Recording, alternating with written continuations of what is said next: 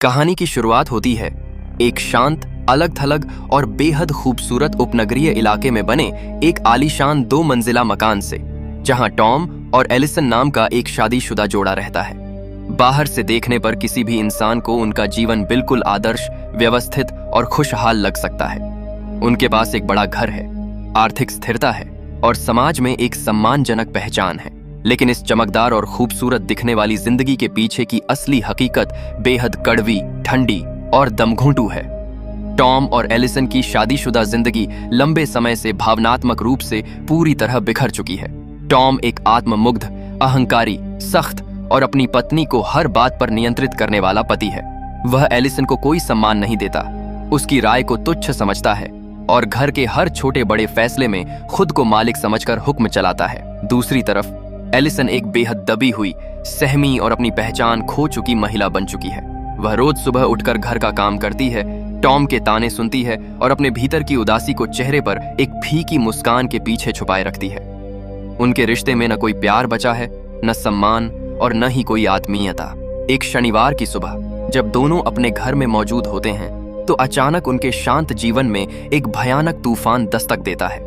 एक लंबा, नकाबपोश और मजबूत कद काठी वाला अनजान आदमी उनके घर का पिछला कांच का दरवाजा तोड़कर चुपचाप भीतर दाखिल हो जाता है। इससे पहले कि टॉम या एलिसन खतरे को भांप पाते या मदद के लिए पुलिस को फोन मिला पाते, वह अजनबी उन पर बिजली की तेजी से टूट पड़ता है। टॉम बचाव की कोशिश करता है, लेकिन वह घुसपैठिया मार्शल आर्ट्स और शारीरिक ताकत में टॉम से कहीं ज्यादा आगे था।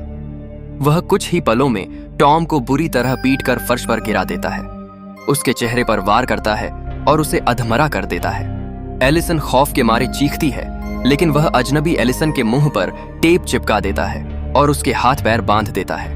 वह अजनबी घर का सारा कीमती सामान, पैसे या गहने लूटने नहीं आया था। उसका मकसद किसी भी साधारण अपराधी से कहीं ज्यादा गहरा, विकृत और रूह कंपा देने वाला था। वह खुद को एक सुधारक और मास्टर के रूप में देखता था, जो टूटी हुई शादियों और बेमेल रिश्तों को अपने क्रूर नियमों से परखने का शौक रखता था। वह घुसपैठिया टॉम को घसीटते हुए घर के ठंडे, अंधेरे और सीलन भरे बेसमेंट में ले जाता है। वहां वह टॉम के कपड़े उतार देता है और उसे बेसमेंट के एक भारी कंक्रीट के खंभे से लोहे की जंजीरों, तारों और मोटी रस्सियों के जरिए इतनी मजबूती से बांध देता है कि टॉम अपनी जगह से 1 इंच भी नहीं हिल सकता था। इसके बाद वह ऊपर आता है, घर के सभी दरवाजों और खिड़कियों पर अंदर से भारी ताले जड़ देता है, फोन की लाइनें काट देता है और एलिसन को लिविंग रूम में अपनी निगरानी में बांध कर रखता है। वह घोषणा करता है कि अगले 48 घंटों तक, यानी पूरे वीकेंड तक, वह इस घर का मालिक होगा और वे दोनों उसके नियमों के मुताबिक चलेंगे। शुरुआत में वह अजनबी एलिसन के साथ बेहद सख्त, डरावना और हिंसक रवैया अपनाता है। वह एलिसन के हाथों की रस्सियां खोलता है, लेकिन उसकी हर हरकत पर चाकू की नोक पर नजर रखता है। वह एलिसन को आदेश देता है कि वह घर के सारे काम बिल्कुल उसके हुक्म के मुताबिक करे। वह एलिसन से कहता है कि उसे एक आज्ञाकारी, समर्पित और आदर्श पत्नी बनकर दिखाना होगा। वह एलिसन को सफाई करने, कालीन साफ करने और खास तरीके से खाना पकाने के लिए मजबूर करता है। अगर एलिसन से जरा सी भी गलती होती है तो वह उसे कड़ी शारीरिक और मानसिक सजा देता है।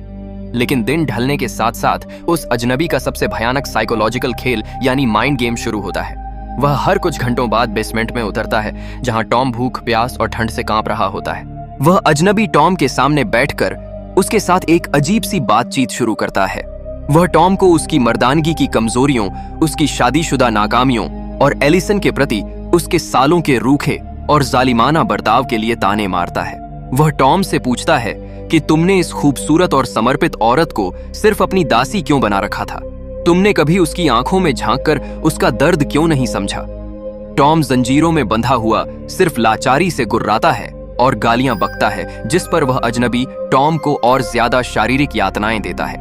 ऊपर की मंजिल पर वह अजनबी अपनी रणनीति पूरी तरह बदल लेता है। वह एलिसन के साथ एक बहुत ही सभ्य, दयालु और फिक्रमंद साथी की तरह पेश आने लगता है। वह एलिसन के लिए खुद अपने हाथों से बेहतरीन खाना पकाता है, डाइनिंग टेबल को मोमबत्तियों से सजाता है और एलिसन को कुर्सी पर बैठाकर बहुत ही इज्जत के साथ खाना परोसता है। वह एलिसन से उसकी पसंद नापसंद, उसके अधूरे सपनों और उसकी भावनाओं के बारे में घंटों बातें करता है। एलिसन, जिसे पिछले कई सालों से अपने ही पति टॉम से एक मीठा लफ्ज या प्यार भरा स्पर्श तक नसीब नहीं हुआ था, वह इस अजनबी के व्यवहार से बुरी तरह उलझ जाती है। एक तरफ जहां वह जानती है कि यह आदमी एक खतरनाक किडनैपर और साइकोपैथ है, वहीं दूसरी तरफ उसके अवचेतन मन में स्टॉकहोम सिंड्रोम का गहरा असर होने लगता है। उसे पहली बार ऐसा महसूस होता है कि कोई इंसान उसकी बात सुन रहा है, उसकी खूबसूरती की तारीफ कर रहा है और उसे एक इंसान का दर्जा दे रहा है। वह अजनबी एलिसन के दिमाग में धीरे धीरे यह जहर घोलने लगता है कि उसका असली शोषक और दुश्मन वह नहीं, बल्कि बेसमेंट में बंधा उसका पति टॉम है। वह एलिसन को समझाता है कि टॉम ने उसकी पूरी जिंदगी, उसकी जवानी और उसकी खुशियों का खून किया है। अपनी बात को साबित करने के लिए वह अजनबी एलिसन को जबरन बेसमेंट में लेकर जाता है। वहां का नजारा देखकर एलिसन का कलेजा कांप उठता है। टॉम बेहद गंदी, लाचार और खून से लथपथ हालत में खंभे से बंधा हुआ था। वह अजनबी एलिसन के हाथ में एक चमड़े का चाबुक थमा देता है और कहता है कि यह वही आदमी है जो रोज तुम्हारा अपमान करता था।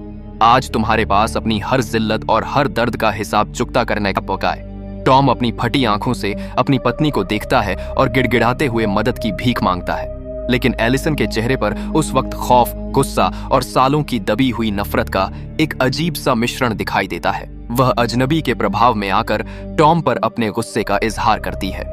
टॉम को उस पल एहसास होता है कि शारीरिक दर्द से कहीं ज्यादा बड़ा दर्द वह था जब उसकी पत्नी की आंखों में उसके लिए सम्मान की जगह घिन और नफरत दिखाई दे रही थी।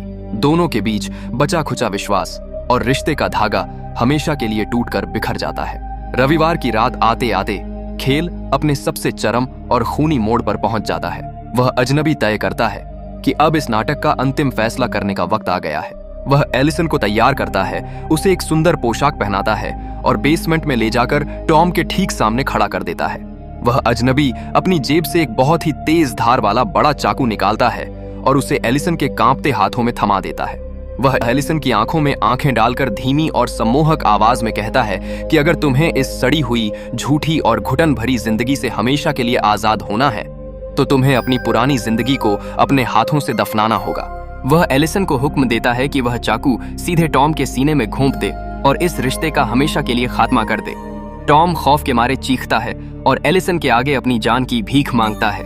चाकू हाथ में पकड़े एलिसन टॉम की आंखों में देखती है, फिर उस अजनबी की ठंडी और शैतानी आंखों में देखती है। ठीक उसी बेहद नाजुक और भयानक पल में एलिसन के भीतर की सुन्न पड़ चुकी चेतना और इंसानियत एक झटके में जाग उठती है।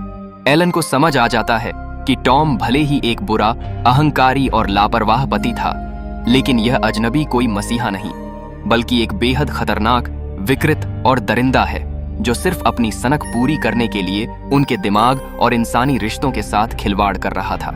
एलिसन अचानक मुड़ती है और बिना एक पल गंवाए वह चाकू पूरी ताकत से टॉम के बजाय उस अजनबी के कंधे और पेट में घोंप देती है। अजनबी दर्द से कराह उठता है और पीछे हटता है। घर के भीतर दोनों के बीच एक बेहद हिंसक, खूनी और भयानक संघर्ष शुरू हो जाता है। वह अजनबी घायल होने के बावजूद एलिसन को दीवार पर पटकता है, लेकिन एलिसन अपनी जान बचाने के लिए एक शेरनी की तरह टूट पड़ती है। वह फर्श पर पड़े कांच के टुकड़ों और लोहे के भारी औजारों से उस अजनबी पर लगातार कई जानलेवा वार करती है, जिससे वह अजनबी खून से लथपथ होकर फर्श पर गिर पड़ता है। लेकिन कहानी का सबसे चौंकाने वाला मोड़ यहाँ आता है। गंभीर रूप से घायल होने के बाद भी एलिसन पर कोई गुस्सा या बदले की भावना नहीं दिखाता।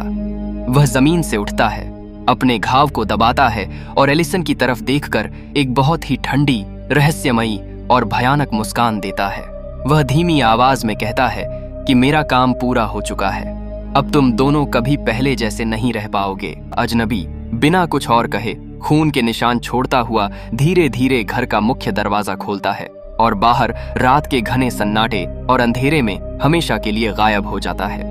उसने दोनों में से किसी को जान से नहीं मारा था, लेकिन उसने उनके भीतर के इंसानी भरोसे, आत्मसम्मान और रिश्ते की आत्मा को हमेशा हमेशा के लिए मार डाला था। एलिसन हांफती हुई खून से लथपथ कपड़ों में नीचे बेसमेंट में जाती है। वह कांपते हाथों से चाकू के जरिए टॉम के हाथों और पैरों की रस्सियां और जंजीरें काट देती है। टॉम जमीन पर गिर पड़ता है। जंजीरें खुल चुकी थीं। वे दोनों शारीरिक रूप से आजाद हो चुके थे, लेकिन कमरे में एक ऐसा सन्नाटा पसर जाता है जो किसी कब्रगाह से भी ज्यादा भयानक था। टॉम लड़खड़ाते हुए उठता है और एलिसन की तरफ देखता है। एलिसन भी टॉम की आंखों में देखती है, लेकिन उन दोनों के बीच न कोई राहत थी, न कोई प्यार, न कोई हमदर्दी और न ही गले लगने की कोई ख्वाहिश। टॉम की आंखों में अपनी पत्नी के हाथों देखे गए अपमान का गहरा अपराध बोध और अविश्वास था। एलिसन के की आंखों में अपने पति की असली लाचारी और अपने रिश्ते की बर्बादी की कड़वी सच्चाई थी।